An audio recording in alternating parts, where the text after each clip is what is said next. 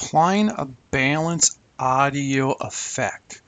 Here in my A1 track, I have an audio file, and I'm going to come over here into my effects, and then I'm going to go to my audio effects, and down in my time and pitch is balance. Remember, if you don't know where it is, you can always come up in the search, type in the word balance, it will find it for you. So I find my balance, I drag and drop it on my A1.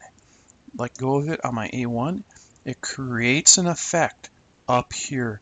And so I want to come here and hit this, extend this menu in the balance. If I'm going to play this, you can see this is two women being, a woman being interviewed. If I slide this to the left, you're only hearing it in your left.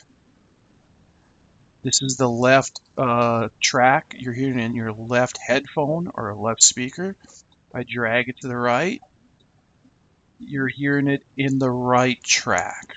Okay, so you can just slide this thing back and forth to go left or right, and you can do it while the track is being played.